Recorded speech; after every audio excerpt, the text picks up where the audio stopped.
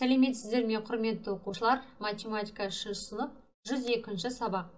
Бүгінгі сабақтың тақырыбы 2 таңбалы санды 1 таңбалы санға жазбаша көбейту. Бүгінгі сабақта қарастырылатын оқу мақсаты 2 таңбалы, 3 таңбалы сандарды 1 таңбалы санға жазбаша көбейту мен бөлу алгоритмдерін қолдану. Сен жазбаша көбейтудің алгоритмін қолдануды үйренесің. Бағалау критерийлері 2, 3 таңбалы санды 1 таңбалы санға көбейту және бөлу мүмкіндігі. Көбейту және бөлу тапсырмаларында есептеуді орындайды. Қазақ хандығының негізін қалаушылар. 15 ғасырдың екінші жартысында Керей мен Жәнібектің туасында Қазақ хандығы құрылған. Керей мен Жәнібек 1465-1466 жылдары Қозыбасыда Қазақ хандығын құрды.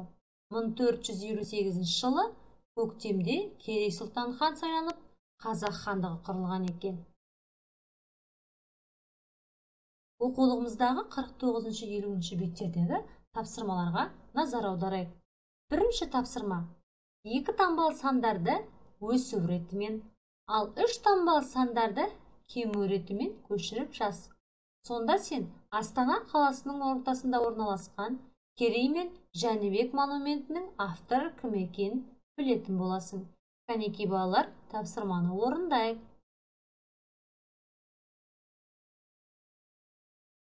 Тапсырманы орындап болсақ, жауабымызды тексерейік. Керей мен Жәнібек монументінің авторы Ринат Әбенов екен. Жарайсыздар оқушылар. Келесі тапсырма: есептеудің қалай орындалғанын түсіндір. 23 көбейту 3.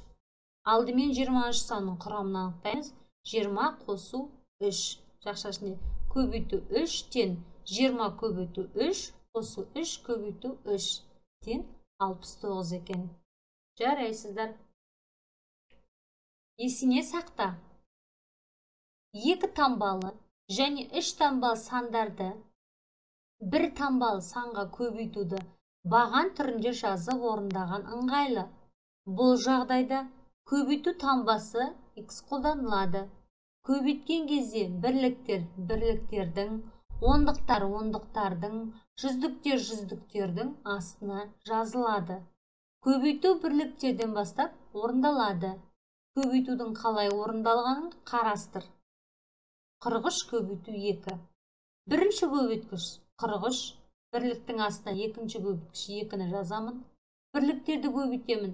3 көбейту 2-тен 6, 6 санын бірліктердің астына жазамын. Ондықтарды көбейтемін. 44 көбейту 2-тен 8, 8 санын ондықтардың астына жазамын. Жауабын оқимын: 86. 43 көбейту 2-тен 86 екен. Балалар,